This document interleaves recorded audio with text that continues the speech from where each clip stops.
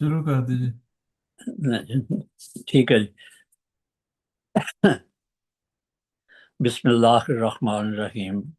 नहमदुहु व नुसल्ली अला रसूलिहिल करीम व अला अब्दिहिल मसीहिल मऊद। हज़रत अक़दस मसीह मऊद अलैहिस्सलाम की किताब हकीकतुल वही का लफ्ज़न लफ्ज़न मुताला जारी है। आज से हम ततिम्मा शुरू करेंगे हकीकतुल वही का। खाकसार अर्ज़ कर चुका है कि हुजूर इससे पहले सफ़ा 407 पर जो हम पढ़ चुके हैं, आज सफ़ा 432 से शुरू करेंगे। सफ़ा 407 पे हम पढ़ चुके हैं कि हुजूर इस किताब को ख़त्म करने का इंदिया दे चुके हैं, लेकिन फिर हुजूर फरमाते हैं कि उसके बाद हुजूर को ततिम्मा और फिर ज़मीमा के तौर पे इस किताब के अखीर में ये दो हिस्से शामिल करने की ज़रूरत महसूस हुई। और ये तकरीबन 350 सफ़हात पे मुश्तमिल है, ये दोनों हिस्से, ततिम्मा और तमीमा। तो ततिम्मा हम आज शुरू कर रहे हैं। फरमाते हुजूर ने फरमाया, इस किताब के ख़त्म करने के बाद ऐसी ज़रूरी बातें मालूम हुई जिनका इस किताब के साथ शामिल करना किताब की तकमील के लिए वाजिबात से है। सो झैल में वो अमूर बयान किए जाते हैं। चिरागदीन जम्मू वाले का मुबाहला, यानी वो झैल में वो अमूर बयान किए जाते हैं। नंबर एक, हजूर ने नंबर दे के फरमाया, नंबर एक, चिरागदीन जम्मू वाले का मुबाहला जो इस किताब में दर्ज हो चुका है, ये पीछे हम वो पढ़ चुके हैं।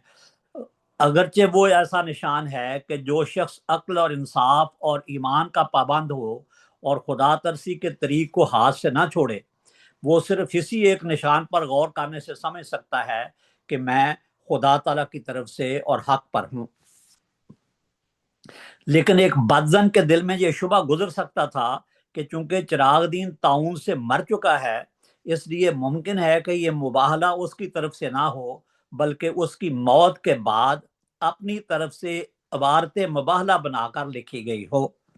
इसलिए मैंने इस किताब का शाये करना उस वक़्त तक मुलतवी कर दिया जब तक कि चिरागदीन के वारिस या दोस्त उसकी उस किताब को छाप दें जिसमें यह मुबाहला की इबारत दर्ज है।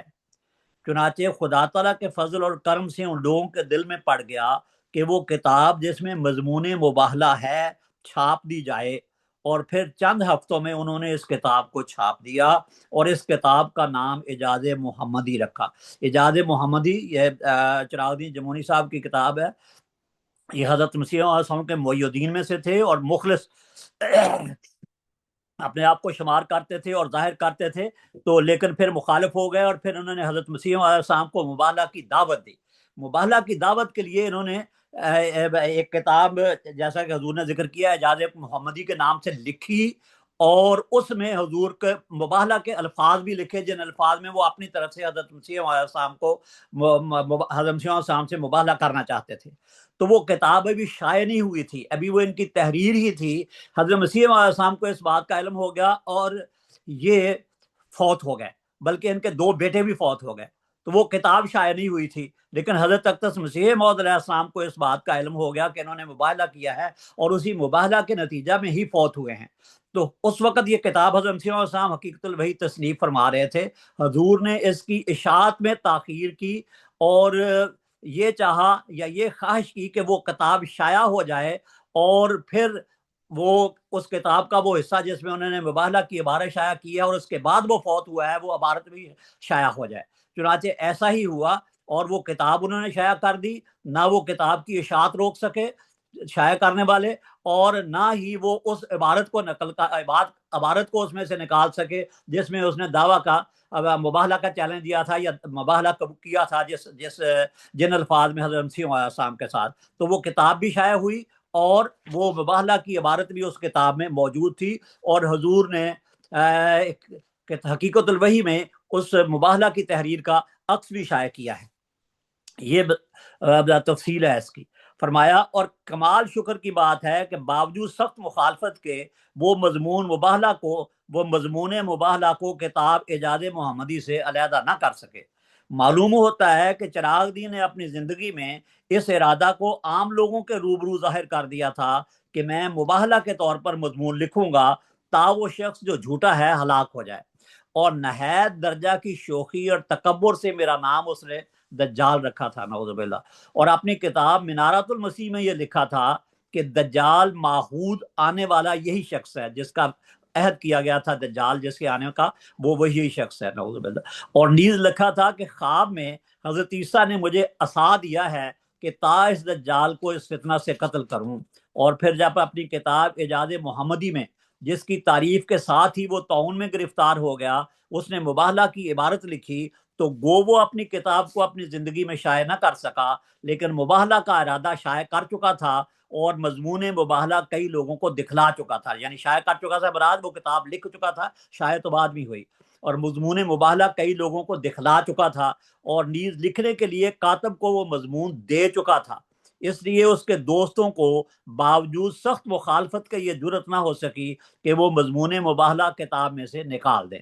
اور دراصل یہ خدا تعالیٰ کا فعل ہے کہ اس نے ان لوگوں کو اس طرح متوجہ ہونے سے روک دیا کہ وہ یہ سوچتے کہ مباہلہ کا مضمون شائع ہونے سے چراغ دین کا جھوٹا ہونا ثابت ہو جائے گا، کیونکہ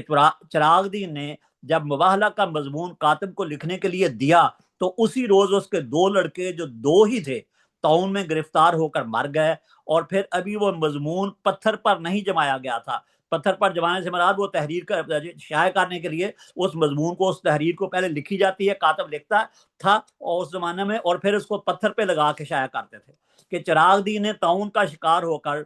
اس جھگڑے کا اپنی موت سے خود ہی فیصلہ کر دیا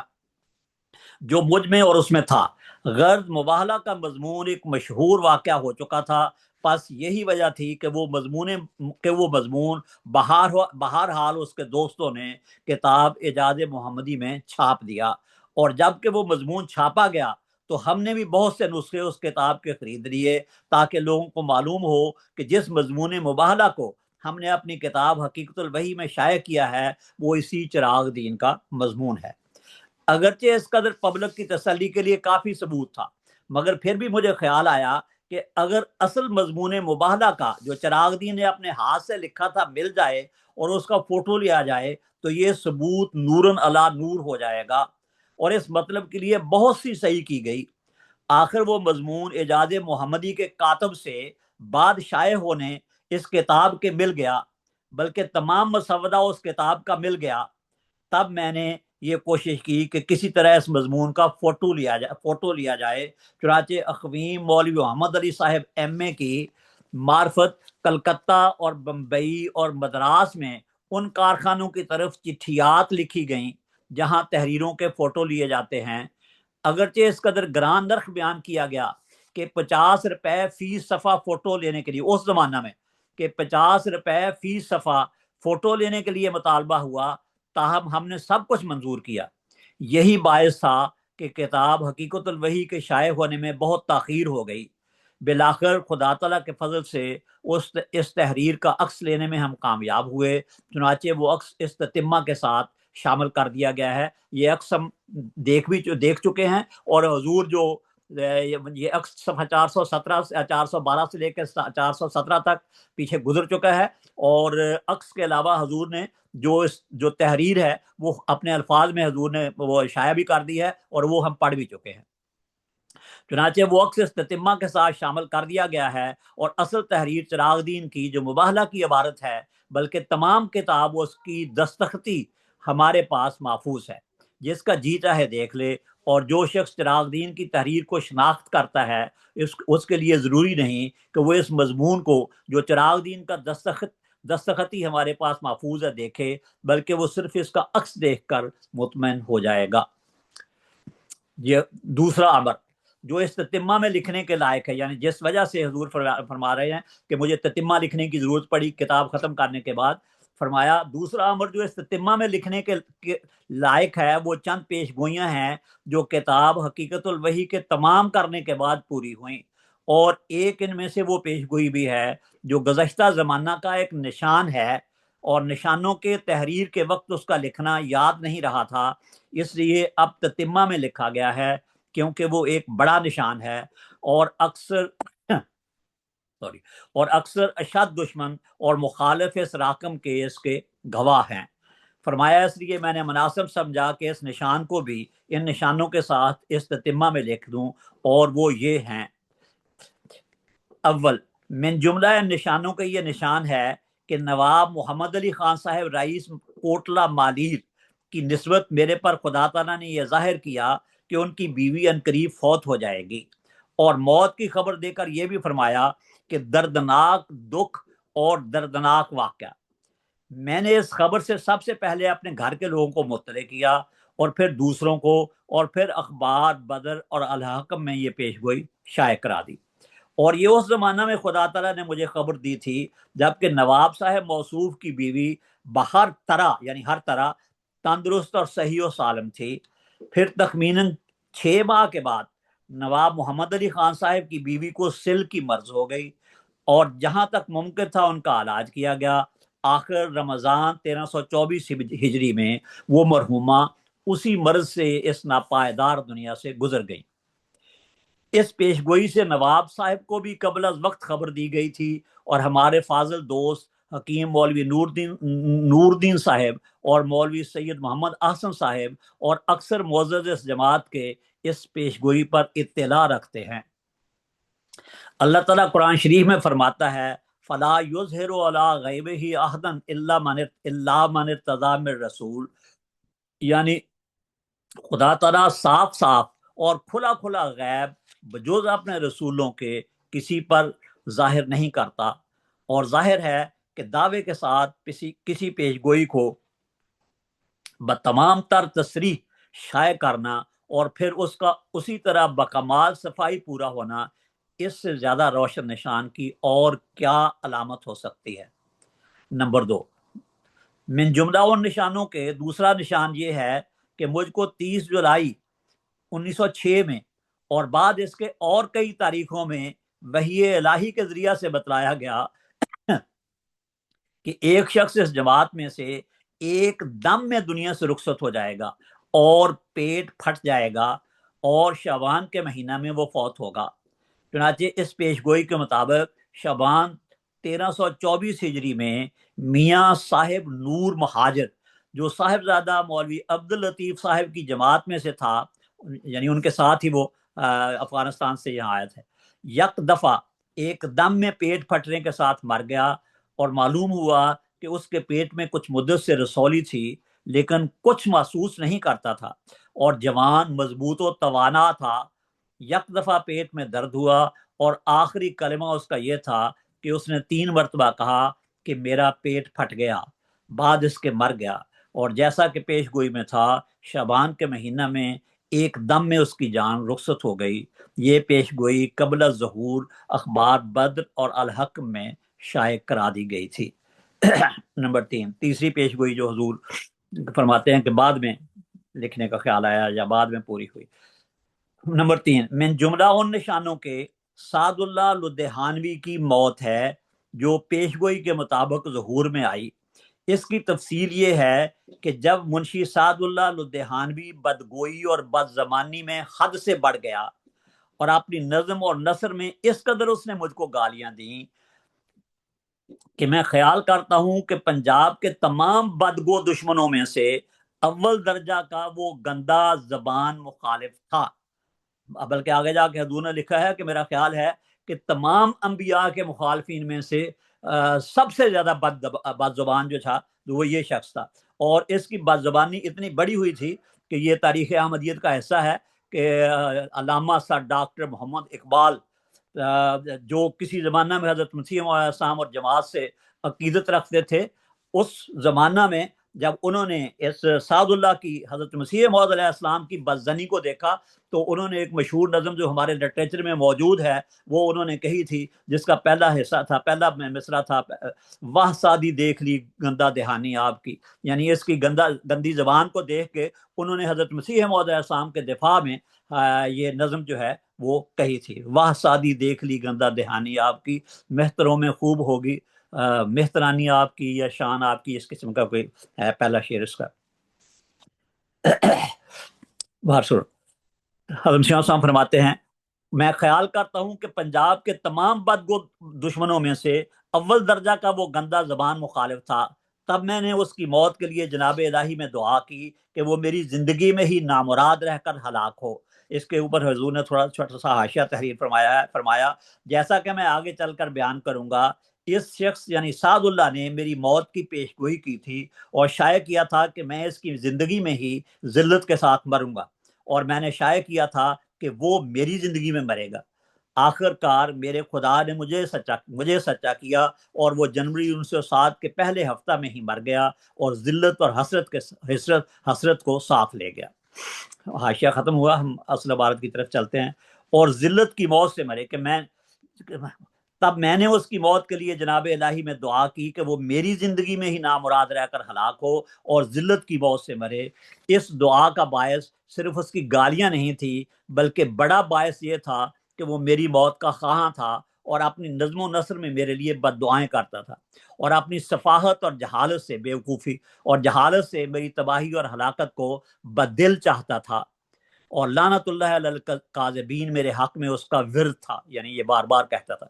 اور تمنا کرتا تھا کہ میں اس کی زندگی میں تباہ ہو جاؤں اور ہلاک ہو جاؤں اور یہ سلسلہ زوال پذیر ہو جائے،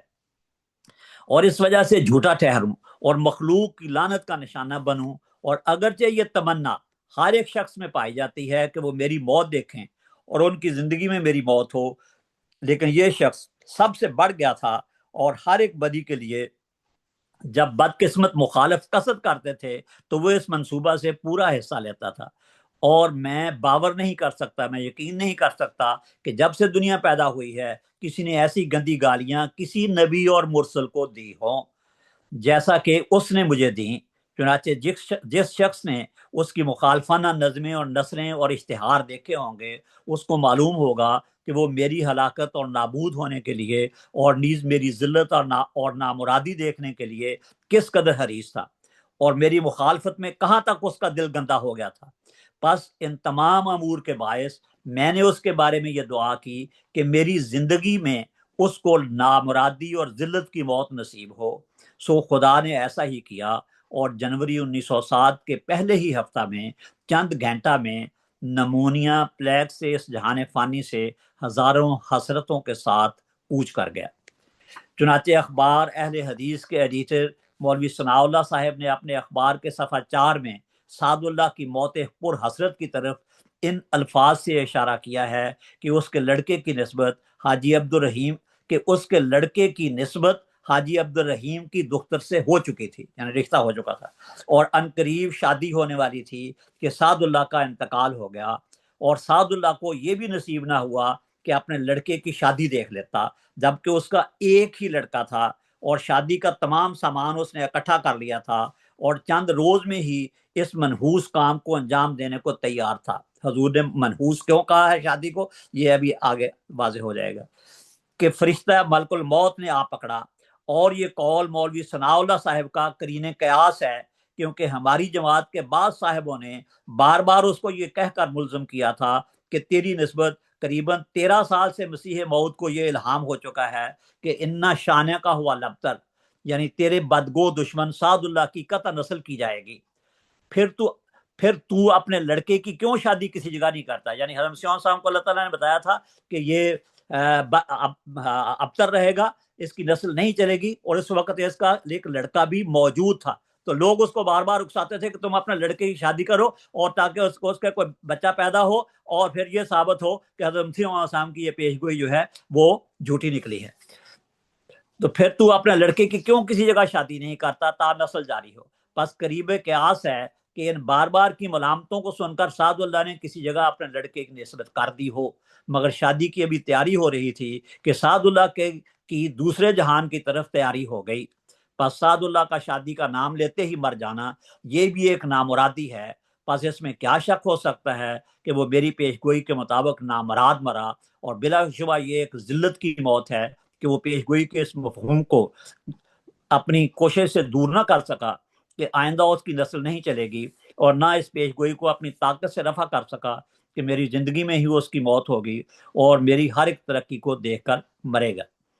اور مولوی ثناء اللہ صاحب کا اپنے اخبار 8 فروری 1907 میں ابتر کی پیش گوئی کو رد کرنے کے لیے یہ عذر پیش کرنا کہ سعد اللہ ایک لڑکا چھوڑ گیا ہے، پھر کیوں کر اس کو ابتر کہہ سکتے ہیں، یعنی اس کا تو ایک لڑکا موجود ہے. یہ اس کا ایسا بیان ہے، یعنی مولوی ثناء اللہ کا یہ ایسا بیان ہے جس سے سمجھا جاتا ہے کہ یا تو اس نے خود دھوکہ کھایا یا عمدن لوگوں کو دھوکہ دینا چاہتا ہے، ارادتاً ایسے کر رہا ہے. کیونکہ ہر ایک عقل مند سمجھ سکتا ہے کہ جو کچھ خدا تعالیٰ نے اپنی وحی کے ذریعہ سے میرے پر ظاہر کیا ہے وہ سعد اللہ کی موجودہ حالت کی نسبت بیان نہیں، اور ہر ایک کو معلوم ہے کہ وہ سعد اللہ کی موجودہ حالت کی نسبت بیان نہیں، اور ہر ایک کو معلوم ہے کہ پیش گوئی کے وقت میں سعد اللہ کا لڑکا بعمر 15 سال یا 14 سال موجود تھا، اور باوجود لڑکے کے موجود ہونے کے خدا تعالیٰ نے اپنی پیش گوئی میں اس کا نام ابتر رکھا تھا، اور فرمایا تھا کہ انا شانیہ کا حول ابتر، یعنی خدا نے مجھے مخاطب کر کے فرمایا کہ تیرا بدگو ہی ابتر ہوگا نہ کہ تو، کیونکہ سعد اللہ اپنی تحریروں میں بار بار میری نسبت یہ ظاہر کرتا تھا کہ یہ شخص مفتری ہے، جلد تباہ ہو جائے گا اور کچھ بھی اس کا باقی نہیں رہے گا. پس خدا تعالیٰ نے اس کے ان الفاظ کے مقابل پر جو محض شوخی اور شرارت سے بھرے ہوئے تھے یہ فرمایا کہ آخر کار وہ خود تباہ ہو جائے گا، اس کا کچھ باقی نہیں رہے گا. پس پیش گوئی کے معنی پیش گوئی کو مد نظر رکھ کر کرنے چاہیے. پیش گوئی نے موجودہ لڑکے کو کل عدم قرار دے کر قطع نسل کا وعدہ دیا ہے، یعنی گویا موجودہ لڑکا موجود ہی نہیں، اور یہ اشارہ کیا ہے کہ اس لڑکے کا ہونا یا نہ ہونا برابر ہے. پس اس جگہ قاموس وغیرہ کا ابتر کے معنی کے بارے میں حوالہ دینا صرف بےہودہ گوئی اور حماقت ہے. اس مقدمہ کی یہ صورت تو نہیں ہے کہ پیش گوئی کے بعد لڑکا پیدا ہو گیا، بلکہ وہ لڑکا جو اب موجود ہے پیش گوئی کے وقت میں 15 یا 14 برس کا تھا اور اب 30 یا 29 برس کا ہوگا. پس جب کہ پیش گوئی کے زمانہ میں یہ لڑکا موجود تھا تو ایک عقل مند صاف سمجھ سکتا ہے کہ اس پیش گوئی کا یہ مطلب ہے کہ یہ لڑکا کل عدم ہے، اس کے بعد نسل کا خاتمہ ہے، اور یہی خدا تعالیٰ کی طرف سے مجھے تفہیم ہوئی تھی. ملہم سے زیادہ کوئی الہام کے معنی نہیں سمجھ سکتا، اور نہ کسی کا حق ہے جو اس کے مخالف کہے. پس جب کہ خدا تعالیٰ نے اس پیش گوئی کے یہی معنی کھولے کہ یہ لڑکا کل عدم ہے اور اس کے بعد سعد اللہ کی نسل نہیں چلے گی اور اسی پر سعد اللہ کی نسل کا خاتمہ ہو جائے گا، تو پھر کس قدر ہٹ دھرمی ہے کہ یہ کہنا کہ سعد اللہ اپنی موت کے بعد لڑکا چھوڑ گیا. اے نادان، حضور فرماتے ہیں اے نادان، یعنی مولوی ثناء اللہ کو مخاطب کر کے جس نے یہ اعتراض کیا تھا، اے نادان، یہ لڑکا تو پیش گوئی کے وقت موجود تھا، اور محاورات عرب کو بالاستقصاء دیکھنے سے گہرائی سے دیکھنے سے، تفصیل سے دیکھنے سے، دور تک دیکھنے سے، بالاستقصاء دیکھنے سے معلوم ہوگا کہ ابتر کے لفظ میں یہ شرط نہیں ہے کہ کوئی شخص صاحب اولاد اس حالت میں مرے کہ جب اس کی زندگی میں اس کی اولاد فوت ہو جائے، بلکہ نسل کی جڑ کٹ جانا شرط ہے. جیسا کہ بطارہ کے معنی لغت عرب میں یہ لکھے ہیں کہ البتر استیصال الشیء قطعا، یعنی بتر کہتے ہیں کسی چیز کو جڑ سے کاٹ دینے کو. پس اس سے صاف ظاہر ہے کہ یہ پیش گوئی آئندہ نسل کے لیے تھی، یعنی یہ کہ موجودہ لڑکے سے آئندہ نسل نہیں چلے گی، جیسا کہ ہم آئندہ تصریح سے بیان کریں گے. پس جس شخص کی فطرت میں ایک ذرہ عقل اور حیا ہے وہ سمجھ سکتا ہے کہ خدا تعالیٰ کا کسی کی نسبت یہ پیش گوئی کرنا وہ سمجھ سکتا ہے کہ خدا تعالیٰ کا کسی کی نسبت یہ پیش گوئی کرنا کہ فلاں شخص منقطع النسل ہو جائے گا، اس پیش گوئی کے لیے یہ ضروری نہیں کہ اس کی زندگی میں ہی وہ تمام نسل مر جائے، کیونکہ اگر یہی شرط ہو تو پھر ایسی صورت میں ایسی قطع نسل کا کیا نام رکھنا چاہیے کہ ایک انسان ایک یا دو ولد چھوڑ کر مر جائے، ایک یا دو بیٹے چھوڑ کر مر جائے اور اس کو بھی ابتر کہا جائے، تو اس کے لیے کوئی الگ لفظ ہونا چاہیے جو نہیں ملتا لغت میں. اور بعد اس کے کسی وقت کو وہ لڑکے بھی مر جائیں اور کچھ نسل باقی نہ رہے، کیا عرب کے محاورات میں بجز ابتر کے لفظ کے ایسی صورت میں کوئی اور لفظ بھی موجود، ایسی صورت میں کوئی اور لفظ بھی موجود ہے؟ اور کیا یہ کہنا جائز ہوگا کہ ایسا شخص मुनक़ते नस्ल नहीं, और लफ्ज़ इस्तिसाल शै कतन उस पर लाजिम नहीं आता। पस जाहिर है कि ऐसा ख्याल हमाकत और दीवानगी है, और ज़बान अरब में इस किस्म के कतई नस्ल के लिए बजोज़ लफ्ज़ अबतर के और कोई लफ्ज़ मुकर्रर नहीं। अहले अरब उस शख्स को बहरहाल अबतर ही कहते हैं जिसकी औलाद उसकी ज़िंदगी में या बाद इसके अपनी मौत की वजह से उसको लावल्द के नाम से मौसूम करे, बल्कि हर एक मुल्क में ऐसे शख्स का नाम बहरहाल अबतर ही है जिसकी नस्ल बाकी ना रहे और मुनक़ाते नस्ल करके पुकारा जाए। और आइमाए लोगते अरब में से किसी ने यह बयान नहीं किया कि अबतर होने के लिए लाजमी तौर पर शर्त है यह शर्त है कि एक शख्स के औलाद होकर उसकी ज़िंदगी में ही मर जाए, और अगर किसी की औलाद उसकी ज़िंदगी में फौत ना हो मगर उसके मरने के बाद फौत होकर कता नस्ल कर दे, तो क्या अरब की ज़बान में ऐसे शख्स को किसी और नाम से मौसूम करते हैं? बल्कि जैसा कि हम बयान कर चुके हैं, इस लफ्ज़ के असल मादा में बहुत वुसअत है, क्योंकि अरबी में बतर यानी बातरा बेतेरे सिर्फ जड़ काट देने को कहते हैं। फरमाया वाज़े हो कि अरब की ज़बान में अबतर का लफ्ज़ एक वसी लफ्ज़ है। लिसान और अरब में लिखा है अल बत्रो इस्तिसालु शै कतन। इसके मानी आगे हुजूर ने खुद फरमाए हैं, इसलिए मैं सिर्फ इबारत पढ़ देता हूँ। अब अलबत्रो इस्तिसालु शै कतन, अलबत्रो कतो ज़म्बे व नहबहु, अल अबतर अल मक्तू ज़म्बे वल अबतरो मिनल हयाते अल्लज़ी युकालु लहु शैतान ला तुबसिरहु हामिलुन इल्ला अस्कतत व फिल हदीस कुल्लु अमरिन ज़ीबालिन ला युब्दो फीहि बिहम्दिल्लाहि फहुवा अबतर वल अबतरो अल्लज़ी ला अक़िबा लहु व बिही फस्सरा कौलुहु तआला इन्ना शानिअका हुवल अबतर नज़लत फिल आसिब ने वाइलिन व काना दाखला अला नबी सल्लल्लाहु अलैहि वसल्लम व हुवा जालिसुन फ़क़ाला हाज़ल अबतर ए अल्लाह ए हाज़ल लज़ी ला अक़िबा लहु फ़क़ाल अल्लाहु जल्ला सनाउहु इन्ना शानिअका या मुहम्मद हुवल अबतरो ए अल मुनक़तिउल आक़िब व जायज़ुन अन यकूना हुवल मुनक़तिउ अन्हु कुल्ला खैरिन। वफ़ी हदीस इब्न अब्बास काला लम्मा कादिमा इब्नु अशरफ मक्का कालत लहु कुरैश अंता खैरुन अहलुल मदीनते व सय्यदुहुम काला नाम कालू अला तरा हाज़ सुनैरुल अबीतर अन कौलिही यज़मु अन्नहु खैरुम मिन्ना व नहनु अहलुल हजीज व अहलुस सदाना व अहलुस सकाया काला अंतुम खैरुम मिन्हु इन्ना शानका हुवल अबतर वल अबतरुल मादूम वल अबतरुल खासिर वल अबतरु हुवल्लज़ी ला उर्बत लहु मिनल मुरादे व दिलाए। अब हुजूर ने उनका तर्जमा किया है। ये लिसानुल अरब से हुजूर ने इबारत अबतर की तफसीर में जो मानी किए गए हैं और जो तफसील बयान की गई है अबतर के अल्फाज की लफ्ज़ की, वो उनके जो तर्जमा किया है लिसानुल अरब का। फरमाते हैं तर्जमा, बतर कहते हैं एक चीज का जड़ से काट देना। दूसरे मानी बतर के ये हैं कि दुम वगैरह को काट देना। नंबर एक, अबतर उसको कहते हैं जिसकी दुम काटी गई हो। नंबर दो, सांपों की अकसाम में से एक किस्म के सांपों का नाम अबतर है। इस किस्म के सांप को शैतान कहते हैं। अगर हामिला औरत उसको देखे तो उसका हमल साकत हो जाता है। और नंबर तीन, और हदीस में है कि हर एक अमर शानदार जिसको हमदे इलाही से शुरू न किया जाए, यानी वो कितना भी अफजल अमर काम हो, अगर उसको बिस्मिल्लाह से या अल्लाह ताला के नाम से शुरू ना किया जाए, वो अबतर है। और अबतर उसको भी कहते हैं कि जो अकब ना रखता हो, यानी उसका कोई बेटा ना हो या बेटे का बेटा ना हो। लिसानुल अरब में लिखा गया है कि अकब वलद को भी कहते हैं और वलदुल वलद को भी, यानी बेटे के बेटे को भी कहते हैं। अकब वैसे के लघवी मैंने है बाद में आने वाला। बस इन मानों की रूह से जिसका बेटा नहीं वो भी अबतर है, और जिसके बेटे के आगे बेटा नहीं वो भी अबतर है, मगर जिसके कई बेटों में से किसी बेटे की नस्ल चल जाए उसको अबतर नहीं कह सकते। बस जो शख्स मर जाए और ऐसा कोई बच्चा ना छोड़े उसका नाम भी अबतर है। और उसके मुवाफिक खुदा तआला के